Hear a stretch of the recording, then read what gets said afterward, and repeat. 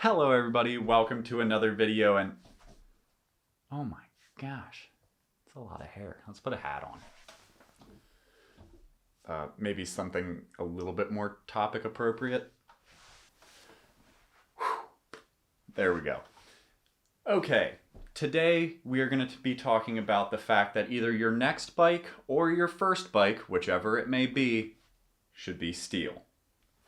As a person who has ridden all variety of bikes and currently races using a carbon road bike, I can see how you might think it might be an odd perspective. However, I started racing on the steel frame that's hanging behind me, as well as the fact that I have built other steel frames.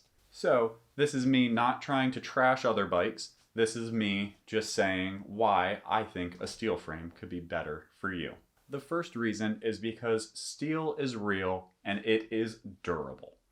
When looking at the basic building blocks of the materials that bikes are made out of, steel is by far the one that sounds the heaviest, and it tends to be. There are certain ways to machine it to make it lighter, but steel tends to be the heaviest, and it's also the one that I've come across to last the longest. So there's definitely a reason when you look back in history that steel frame bikes are shown. That was the first material, other than wood, that was used to build bikes, and it's also an extremely durable material.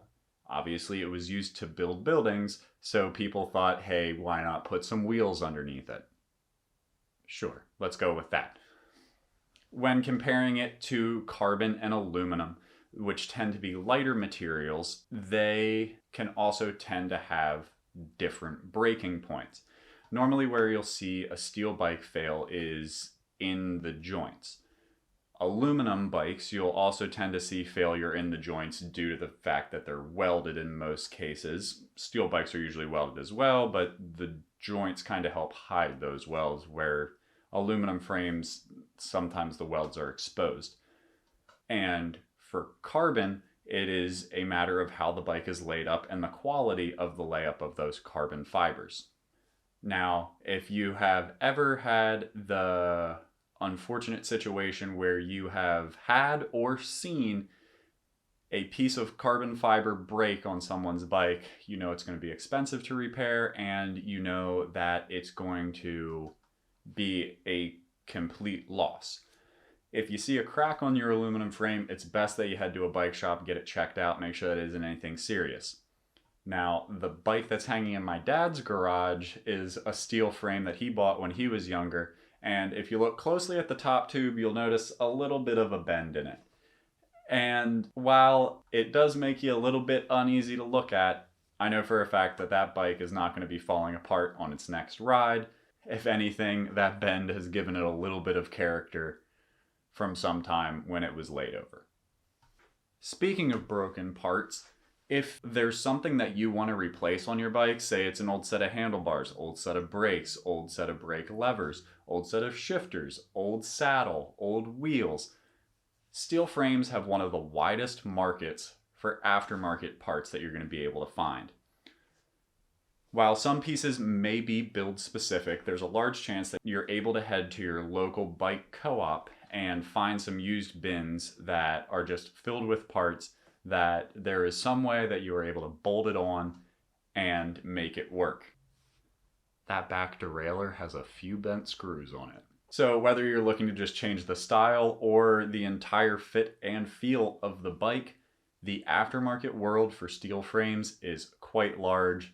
Even down to the specific stickers that you're putting on it, you can get almost any color reproduction of the exact brand and model sticker somewhere online.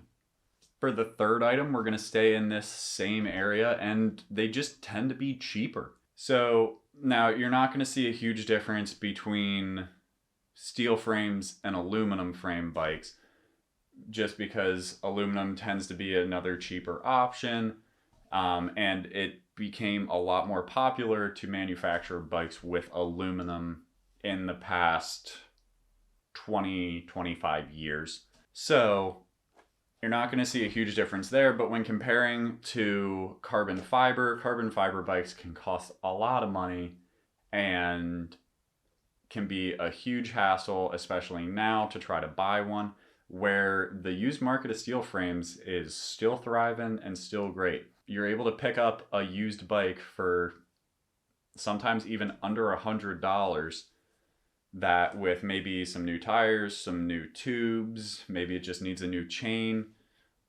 very small fixes, you're able to have a great bike that's able to get you out on the road faster while not breaking the bank and making any relatives mad. The fourth reason that you should choose steel over other bikes is the fact that it can actually provide dampening from impacts on the road in its base state.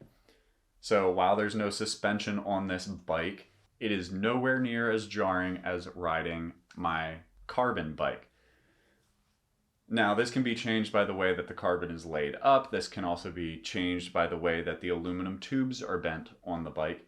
However, steel in its natural state is a little bit more elastic than these two products, which allows for a very strong and durable, as I said earlier, material, but also a little more forgiveness that will allow your rides out on the road to be a little bit more comfortable, even if the road isn't smooth. Now, for that fifth and final one, it's the original. So, yeah, I know. Yes, I know. I said that there were wood bikes at one point. But when you look back through all the bike races of history, they're on a steel frame. They're on some version of a steel frame.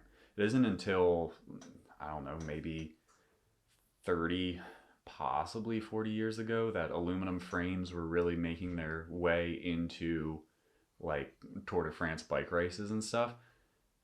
But steel has been around.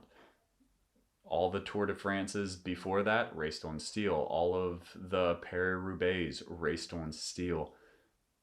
All of these bike races and all of this pedigree was founded with steel. And so it's very easy to get caught up in the modern day on, well, I should have this bike, I should have these shoes, I should have this helmet, because that's what the pros are riding with. But look 10 years, 20 years into the past, there were people racing on bikes that are well under the $500 mark now, and they were winning their races. So while there is a certain argument to be made that when you're in those upper tiers, you do need to be spending that upper tier money to actually be able to compete at that level, for the person who's just looking to get out on the road, you can find some amazing quality stuff for lower prices and still have that confidence that this is what the pros were riding. So with that all being said, let me know. Do you disagree with me? Write that down in the comments below. Is there another reason why you think that you should pick steel over the other bikes? Or tell me, what's the bike that you're riding currently and what is that frame construction? If you haven't already, make sure to give it a thumbs up and also subscribe to the channel. Make sure to hit the little notification bell next to the subscription button. That way you can stay up to date on all the videos as they're coming out. Thank you so much for watching this one, and we'll see you in the next one.